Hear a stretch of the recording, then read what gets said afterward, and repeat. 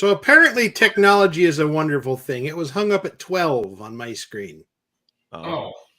I have no idea what was going on there. Anyways, welcome to the technologically impaired Mindset Tuesday.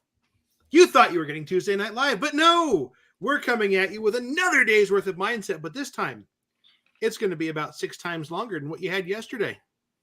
Ain't you guys lucky? Only 6 times? Only 6 times. 6 times. You know, because I usually go live on Mindset Monday for about, 8 to 10 minutes. So if we go 6 times longer, that's, 48 to, 60 minutes of nothing but solid mindset. We want to make sure you guys have the mindset that you need. No? Okay. You get a little aggressive there about mindset. Mindset is important. It is. It is. It really is. Look, It is. Look for. You gonna strangle somebody over there, Eric? Yeah. Like Homer Simpson does the Bart. Why are you little? Yeah, Eric takes his pills before this meeting starts. No. It's cheap 5-hour it's cheap caffeine. That answers all. We are not a Great Value is not a sponsor though. Call me. We will splatter this thing with Great Value, name plates and all that stuff. You give us enough money, just saying, we'll have those Walmart lube techs mentored into, ATEX in no time. Maybe. Hey, but there are things that we do sponsor. We do? There are some cool things that are coming out. You guys, we're all out here to help you guys perform better in your business, make more money. We're out there for technicians to improve themselves and whatnot. So as a result, of course, we still have a few of those top-down Phoenix Maxes with the scope that are still available at a discounted price for those that are members of the Alliance. In addition, look forward to a new announcement and a team up with Identifix. I was going to do that right now. Look for that coming soon. Not anymore. Well, it's soon enough now. You did say coming soon, and soon is anywhere in the future, in the not too distant future. So, yeah. I believe I have the permission on the all high from the emails and the interwebs. We have teamed up with Identifix. Solera powered by Identifix. Let me get this right, because it's like Solera vehicle repair Identifix. You guys all know it as Identifix. We have a killer deal just for the premium Mechanic Alliance members. Go to mechanicalliance.com. Join the Alliance, also known as the Mechanic Alliance Vault. In there, the deal is so darn good that your first month essentially pays, let me get this right. Identifix is at a reduced rate enough that your first month is practically free, and then we're still going to offer you a discounted rate for every month after that. It's so crazy, we can't talk about it. But you guys can go look it up. I promise you it's good. Hit the website. The button's there. mechanicalliance.com. Go hit the training login. Heck, I can even pull up my screen and give you guys a quick tour as to exactly where it's at, so that way you know where the heck you're going. And yes, I know screen sharing is easiest on 2 screens. Ha ha! So this is the Mechanic Alliance members area. Straight up on top, you've got the Mechanic Alliance Vault. You've got all sorts of nice training resources, including technical resources, soft skills, interviewing, mentoring, all that kind of stuff. Hey, what's that? That's the thing you should click. And I don't think Identifix would be too happy if I go any further than this, because it shows numbers on the backside, but I promise they're really good. It's worth your time. It's really worth your time, guys. I absolutely promise it is worth your time. And it is available to new members as well as current members. Yep, existing members, go in there. You've already seen the inside of the Mechanic Alliance Vault. And if for some reason you're one of the few stragglers that was from the old site to the new site, you haven't logged in, hit me up. I'll get you hooked up with everything you need, so that way you can get in there and take advantage of this deal too. Anyways, let's get that screen share out of the way. Remove. There she goes. Whew. Now I got room to breathe. Isn't that great? Elbow room. This little square box here. So anyways, we have David Marks with us because he was such a great success the last time we were on, and mindset was a huge deal. And we had reading homework. Yes, I know we're mechanics, Homework. technicians, and all that stuff. You have to start reading. You got to improve your mindset somehow. You can't just do it in the void. You can start by listening to that crazy guy in the upper corner there that does the Mindset Monday show. That's a good start. Yeah. So, anyways, hey, Aaron, finally, top comment. Jesse says, watch yourself, Eric. No, I wasn't going to screw it up there. I knew you were watching. You'd be mad if I did something stupid there, Jesse. Just saying. Oh, and Mark, I guess Aaron says, don't use the silver bullets in Identifix. Or do. It's your choice. I'm not entirely sure what he means there. Roll them dice. Yeah. Anyways, so David had this not mad, just disappointed. I didn't reveal any numbers, Jesse. So anyways, we got David Marks in with us today. And recently he had an incident. And he was also described as the happiest guy in a surgical complex or hospital or wherever the heck he was. David, tell us about that. Yeah, I mean, long story short, so Lily that was on with us 3 weeks ago, I believe. Long story short, she sandwiched my left leg between two cars. And I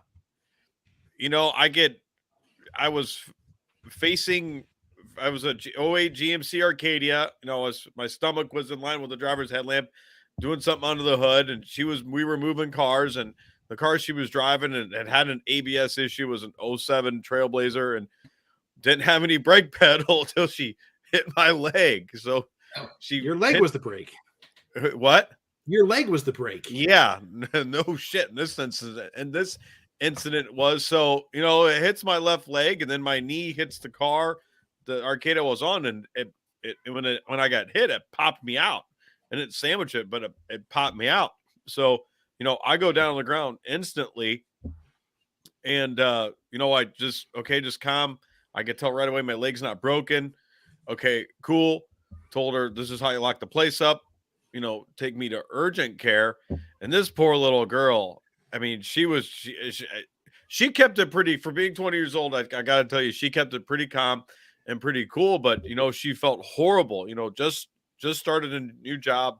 I don't know, maybe like 6 weeks ago, 20 years old, then just hits the boss with a car. So I've had some bosses I would like to squish in a car, but yeah, me too. I'm in that boat too, but the whole time I just kept telling her, don't worry about Lily. It'll be fine. It'll be fine. I'm all good. I'm not dead. I can walk. It's okay. And I was actually really more worried about her than, how I felt or what happened to me, because it was an accident. Life happens, the good, the bad, and the ugly. And, because I work on my mindset, like any day that ends in Y, I work on my mindset every day. I pray, I meditate. I'm a big believer in the law of attraction and, manifesting, being grateful for what I want, not what I have, and that whole garment of things. Well, working on that every day, like I do. Now, am I perfect at any of this stuff? Hell no, I'm not. But that continuous practice, practice and work on it. I ended up going to 2 urgent cares that day, went to a primary doctor the next day, and they all told me, like, man, you're like really good spirits. I'm like, that's just the only way to be. I'm like, the damage has been done. There's no time machine to go back and go, oh, I need to get out of the way so these 2 cars can collide. That doesn't exist. So I just, it's not going to stop me. It's not slowing me down. Lily's still employed. We every once in a while we joke about it, and a couple other people joke about it. Watch out, Lily's backing her car out, and it's all in good fun and good spirits. But when you work on that mindset and you work on it every day, when shit hits the fan or a tragedy happens or who knows whatever, you're mentally prepared to handle that. I'm still here every day, and not that hasn't slowed me. It slowed me down a little bit. Don't get me wrong. I got a knee brace on and I don't have any broken bones. I ended up getting an MRI and I got a non-displaced tear in my medial meniscus. I said that right. And then I got a sprained ligament in my kneecap, and I see a sports orthopedic next Monday. And I'm blessed. I got my wife, she works at a hospital. So one of the top hospitals and medical universities in the nation here in St. Louis, Washington University. So I got healthcare that I don't think the government can buy. I mean, it is. I mean, it's just top-notch healthcare. And I see them next Monday, so that'll find out, do I need surgery? Do I need physical therapy or whatnot? But, I mean, this hasn't stopped me, hasn't slowed me down. It's business as usual. I'm still, have a vision, have a plan. This is what I want to do with my business, professional. This is what I want to do with my personal life. Me and my wife have plans. We got trips planned, and it's business as usual at both ends. And when you work on your mindset, man, it makes getting through these situations like 10 times easier. My business is in a great spot financially. If we lost some revenue, yeah, but that's okay, because I've put this business in the position where I can afford to do that a little bit, where I got backups, I got reserves. We're good. So yeah, I mean, that's it in a nutshell. Yeah. So let me ask you this. We've talked about you talked about some of the things that you do for your mindset. You talked about prayer, you talked about meditation, but I assume there's more to it than just that as you go through the day. Yeah, there absolutely is. So I belong to a mastermind group of entrepreneurs, and we're a very, spiritually minded group. We meet once a week on Zoom, Wednesday mornings, and I stay in regular contact with these guys, and we talk as a group amongst ourselves. And it's just surrounding myself with like-minded individuals, people that have the same belief systems and values that I do. Makes all the difference in the world, because I can't do this all on my own. No, I can't. But how I do it, as a whole is I do it with a group of people that have the same belief systems, have the same values, have the same ethics, have the same morals. And what I've learned is I thought, as I grew my business, I would grow. And that's the exact opposite. As I grew, what I mean by growing is, man, it's working on my fears and working on my insecurities every day. I wake up with untreated fears and untreated insecurities every day.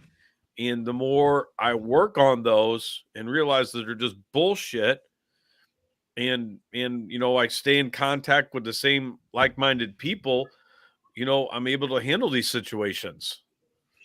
Perfect. I've brought this up before in this group.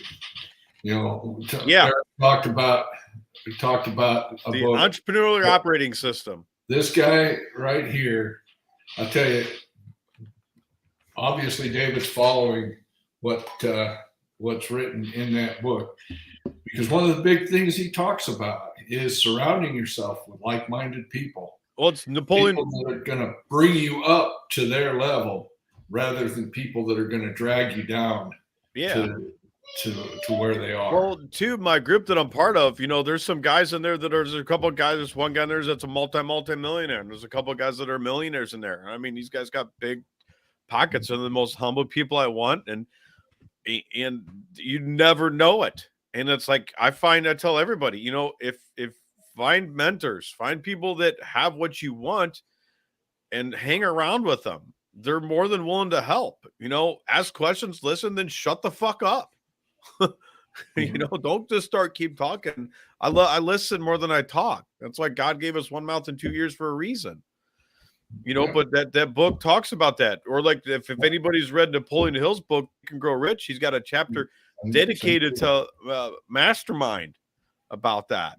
And there's multiple, and I found a way that works for me. I got a financial guy that I talked to. I got a couple of guys I talked to about financials.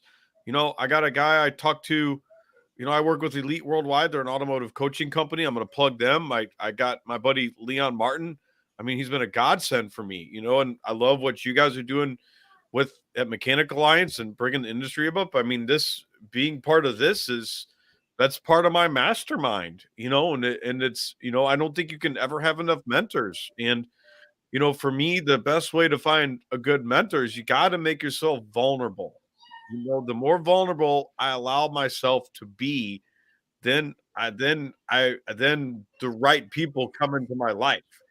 And I've also leveled up, and sometimes when I've tried to find the right mentor, the right person, yeah, maybe my feelings get hurt or they say the wrong thing or I tell them something that I wish I didn't. But that's part of the process to find the right people, at least for me, to help me, and then I pay it forward. I've studied I'm really financially literate, understand income statement and balance sheet. And I've had a couple other people that have started businesses that I've showed them this is what an income statement is. This is what a balance sheet. I'm in a position to be a mentor. I'm a mentee and a mentor. It works both ways for me. I think that's part of the process. I've had a lot of people, dedicate a lot of time and not ask for a penny, and when I'm in a position to do the same, I do it with the right people. I'm not going to waste my time if I don't think somebody's willing to, listen or take the advice or anything like that. I'm not going to waste my time. My time is valuable. So, it's a respect thing too. I got people that are willing to give their time for me. I got to respect that. And people that respect my time, yeah, I'll spend 2, 3, 4 hours, whatever it takes to help them with, most of it's within business, but with whatever, situation it is. I think that's all part of the process. Is you got to pay it forward. You got to give back. Somebody's going to spend time with me. I got to spend time with somebody else. That's how it works. That's great. You talk about mentorship. All right. You brought Lily on, and you talked about surrounding yourself with the good people. Now you brought Lily on, and we had Lily on this podcast, as you mentioned a couple of weeks ago. Enthusiastic gal, willing to learn anything and do anything. Now, an incident like this, I assume that Lily, from the conversations we've had with her, I assume that Lily really felt bad about what happened. Oh yeah, there's no doubt she did, but I wanted her to, still feel, I mean, she's 20, I mean, if my master tech had done this one, I'd be probably pissed off, but I wouldn't be as worried about his mindset as somebody like that's her age. I don't know about you guys, she was driving a car, she said the brake pedal went on the floor and she just didn't know what to do. I mean, I've driven cars with no brakes from the auto auction to my shop, which is 10 miles. I'm like, its brakes don't work. I'll be fine driving. No big deal. But I got experience at it. She ain't got no experience in any of this. So she's been driving for 4 years, right? Yeah. So I was worried about, how making sure that, it's okay. You're not fired. You got a job. It's all good. We'll get through this. I'll be fine. Don't worry about it. That's what I kept telling her. Now, does she ever give you crap like, don't make me do that again? No, but we've given her some trouble about it. But you got to, I mean, it's automotive. We're going to give each other shit. If not, don't get an automotive. You got to make a fun situation out of it. Yeah. I mean, that's part of everything. It's just keeping your head up, moving forward. Yeah, I mean, this could have been a lot worse. Yeah, if you get stuck in the negativity, you're going to get stuck in the negativity, and it's going to ruin everything that you've worked hard to achieve. Yeah, negativity just breeds more negativity. I mean, negative attracts negative, positive attracts positive. I mean, it's that simple. Yeah. Easier said than done. And I'm not perfect at any of this by any stretch of the imagination. No, I mean, I got my days where my head's all fucked up, but that's when that's when I get somebody on the phone, like, dude, I got my head up my ass. I need somebody to pull it out. I'll be the first one to admit that. Mm-hmm. Yeah. Now you said you said you would put your company in a position where it can survive things like this, where somebody in the shop gets injured. Now, so, or do you do things like have uh, disability insurance available to Yeah, you? that is available to the tag. So what I meant by that is okay, the my everybody, all my vendors, all the, if you looked at my income statement, all the people that I gotta pay money to on a monthly basis, whether we had the business or not, I got a cushion that we can get through, a little bit. I probably got 3 months set aside, because I also sell used cars. And if I liquidated all my used cars and, with my line of credit and cash in the bank, I probably got 3 or 4 months set aside. But, that's what I mean is you want to make sure that any shop owners out there that you got some kind of, I was told 6 months and I don't have that yet. I don't know anybody that's got 6 months worth of expenses sitting aside in cash. But I have two revenue streams from auto repair and auto sales. And that can help, keep this place afloat, because all this stuff's temporary. Temporary might be 3 months. It might be 6 weeks, it might be 4 or 6 months, but it's temporary, but it's understanding financial literacy and knowing, hey, this is my break even, average on a monthly basis. Okay. How much, and understanding cash flow, I could put myself in a position where, if something happens, if I lose a tech for a month, I can still pay the bills, Yeah. because I got loans out and I've, rent and utilities and stuff like that. Those people want their money. They don't care that I lost a tech for a month. That's not their problem. That's my problem. They still want their money. The world revolves around money, flat out. That's how it works, and the people that I, bills, they want their money. Yep. The bank wants their money. My landlord wants me to pay him, money. I don't rent from my landlord. We split the building. So, he's probably let me slide him a month or two because he's a good guy. But, eventually he's going to hey, I got to get rent, dude. Yeah. That's you don't want to push your luck. No. So yeah. I mean, I talk about insurance, long-term disability, that's from a personal aspect, but I don't know how many of you are aware out there that there is such a thing as a key man insurance policy. A key man insurance policy. So you've got an A-Tech that's bringing you, 120 hours a week worth of business, and he goes skiing and breaks a leg. What do? A key man insurance policy can cover that loss of revenue while that guy's out. So some things to think about when you're out there. Protect yourself personally, protect your business with those kinds of policies. Yeah, that's a great point. That's a great idea.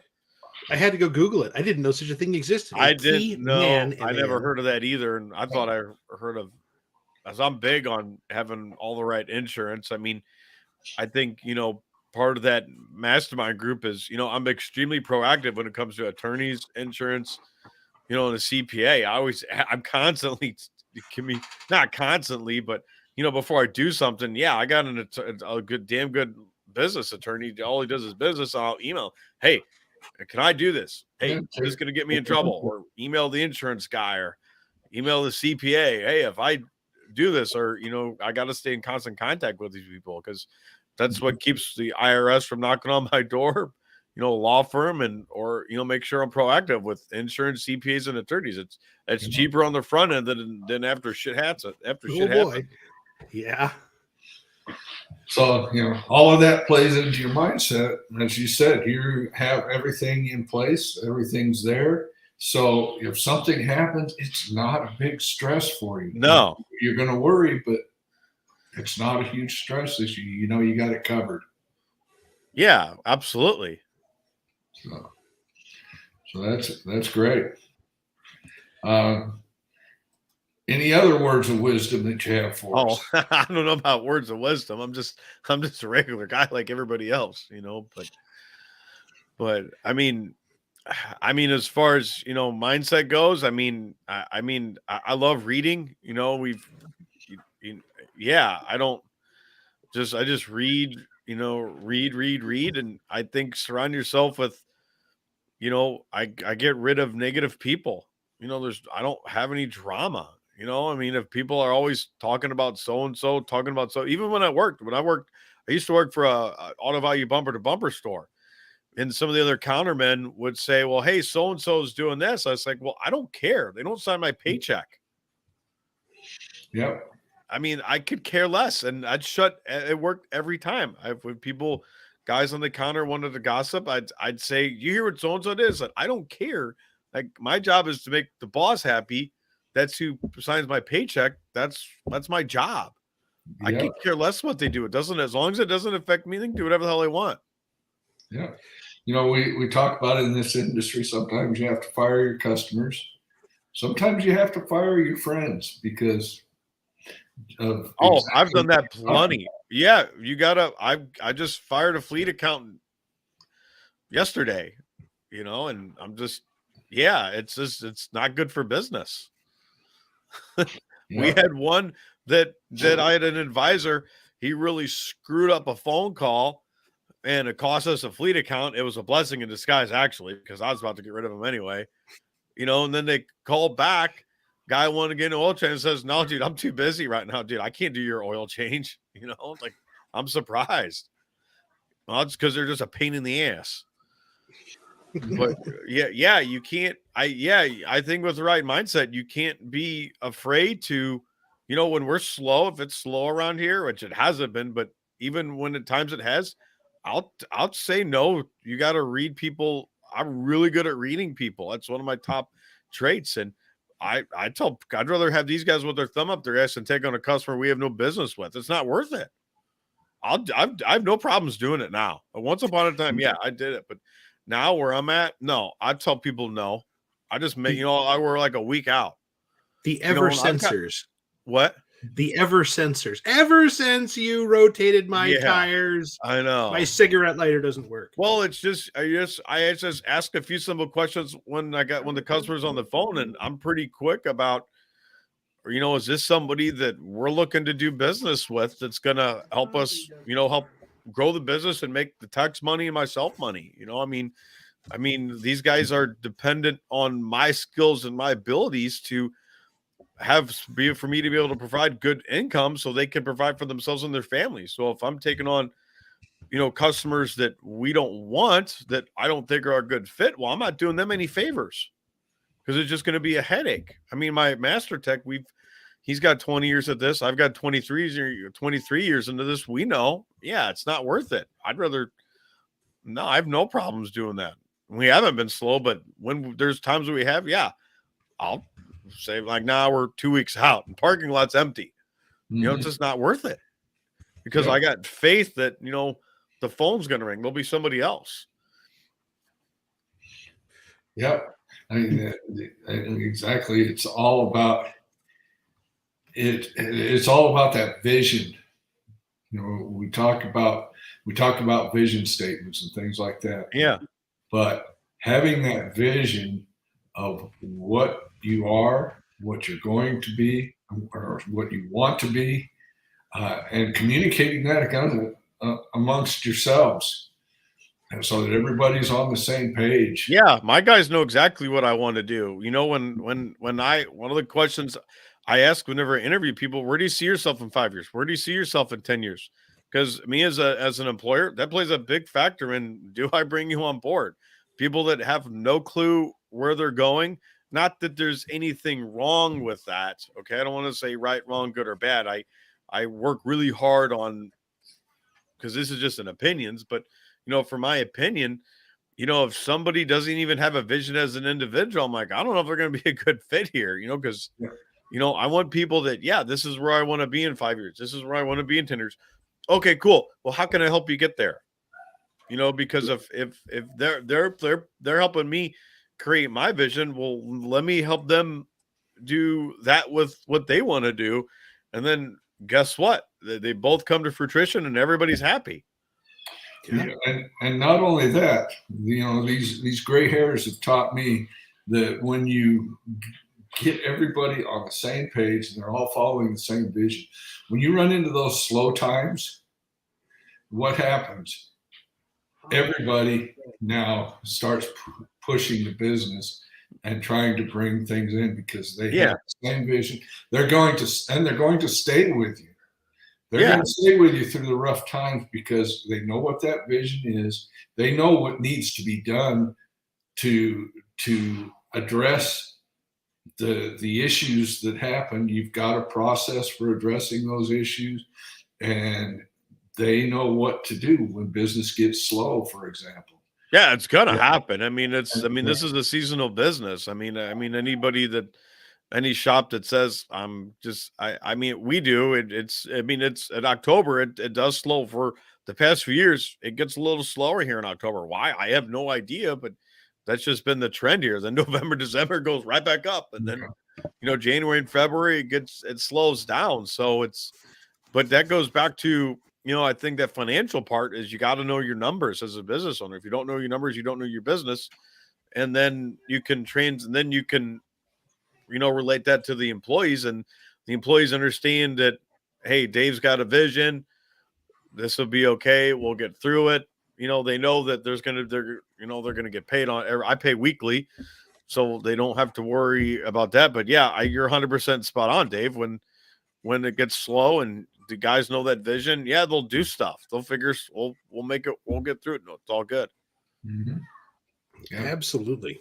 There's so many businesses out there. Things get slow. The first thing they cut is their employees, and then when things get busy, they go back to those same employees and ask them to come back.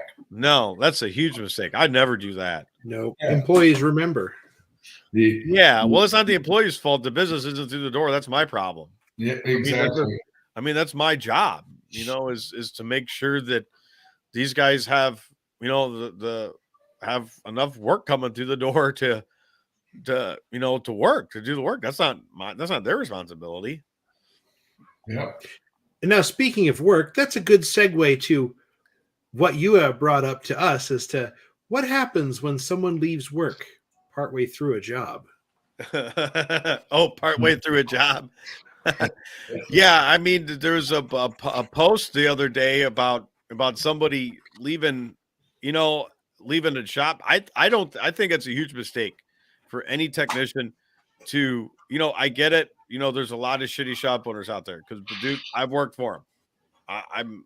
I've worked for them, but I think, for me as a top shop owner, and I think a lot of other top shop owners, I don't know if I knew that, I was interviewing a technician and the last shop they worked at, they took the cylinder head off and said, fuck it, I'm out of here. I quit. I don't know if I'd hire them because to me, they're no better or worse than a shitty shop owner.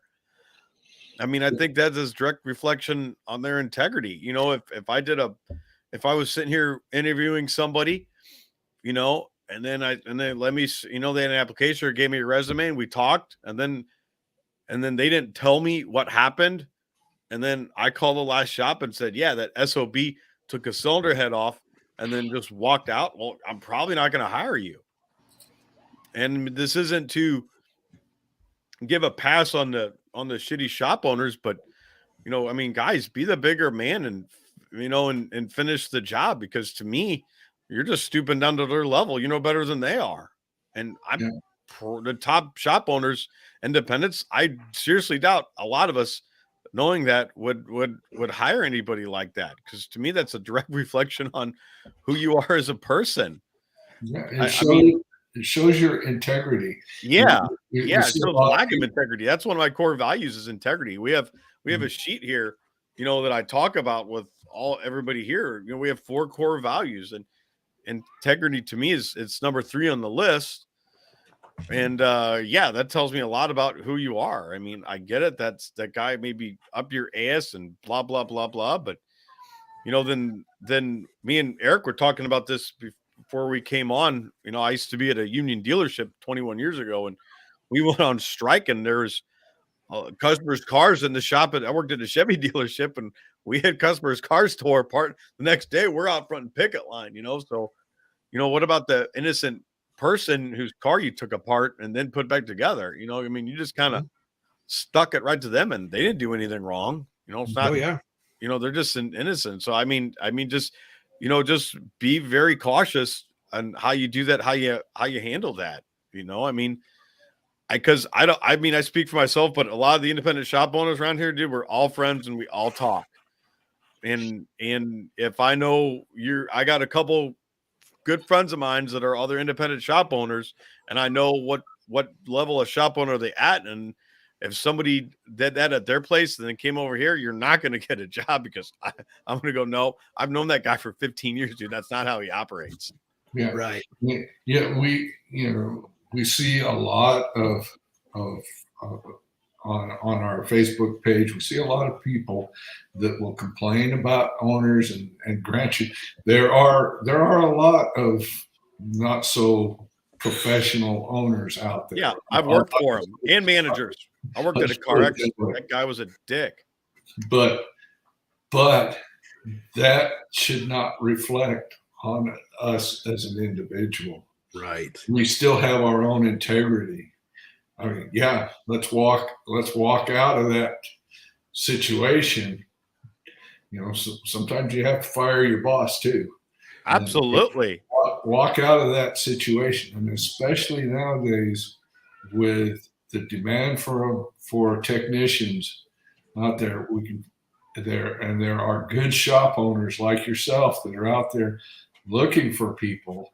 Yeah, you may not be able to stay in Beaverwood, Tennessee, to find that great shop owner, but find one that'll take care of you. But don't compromise your integrity. Finish what you say you're going to finish. Be upstanding. Be the model in your shop, no matter how bad it is. Yeah, I wouldn't, give a guy a bad score if he says, "Hey, at the end of Friday, I'm out of here. I quit." Because hell, I've done that. But to leave in the middle of a job, I don't know. I just don't. I don't think because the other thing, guys, the good independent shops, it's not like we're hiring every day. I only have so many spots. Once they're full, I'm done. And I was talking with my master tech this morning about this. He's still got his resume on Indeed. And I said, good. I said, good for you. You should.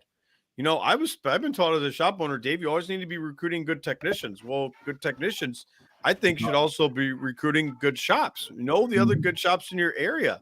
I think that works both ways. And I don't think there's anything wrong with that. That doesn't mean that you just job hop and try to, well, let me go see what that guy is. And I'll go back to Dave and say, hey, Dave, I talked to so-and-so, and he said he was going to give me this. Well, remember, I'm probably friends with so-and-so, so I'm going to call so-and-so and say, hey, because good shop here in the city of Metropolitan, we all know each other and we all talk.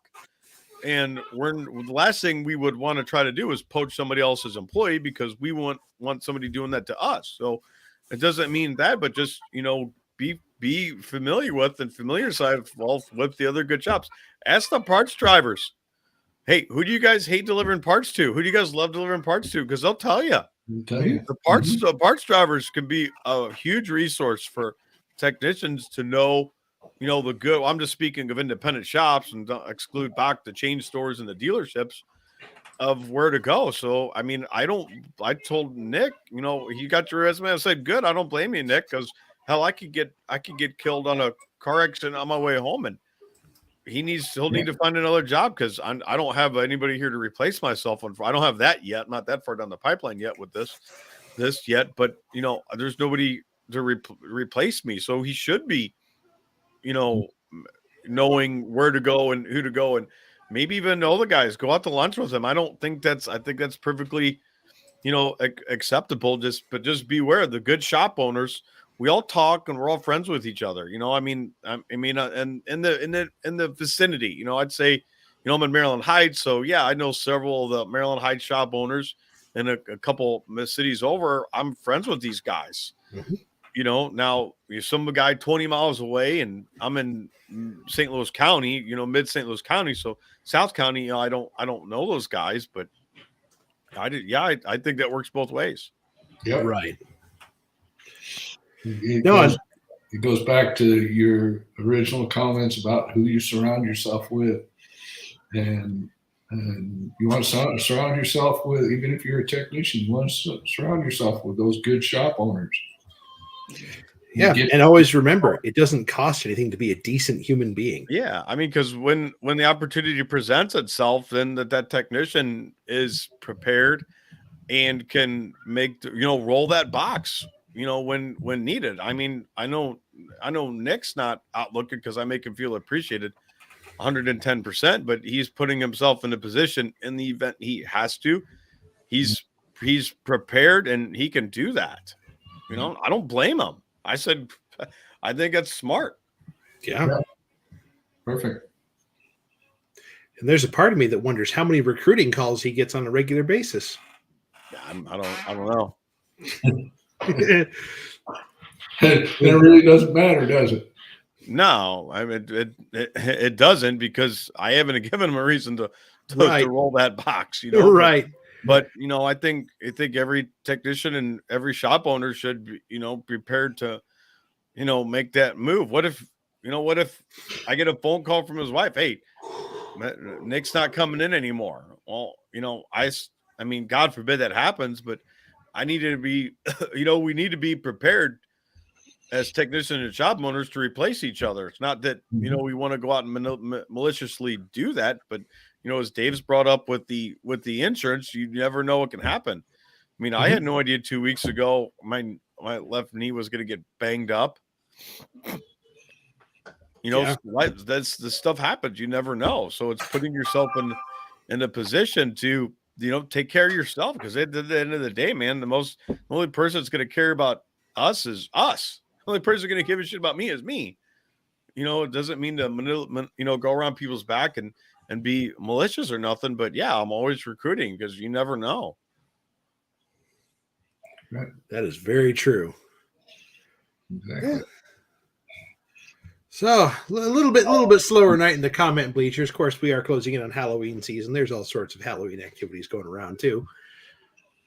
Okay, I was going to ask if there was anything from the peanut gallery, but Aaron, Zach popped in. Jesse gave me the monocle. Yeah. No, it's a quieter night. No, I totally understand. Everybody here's got busy lives. We're doing stuff. That's the glory about this. You can watch this in the future, and the information is just as relevant. Yeah, that's true. So, nope, absolutely. Any closing thoughts while we're here? Because it seems like we're winding down pretty well. No, I don't. I mean, we can just keep beating dead horses. No, yeah. Just a reminder: jump on the website, be part of the alliance, guys. Yeah. Yeah. Oh yeah. I didn't put mine on today. Shame on me. Okay, mine's around somewhere. I can't. No, you got those damn horns. You got to pass. So, yeah. All right. Good enough. All right. Cool. Thank you, guys. Thanks for joining us, and we'll see you next time. Absolutely. Thanks for having me, guys. Always. Now's the awkward part where we smile until the broadcast ends. No.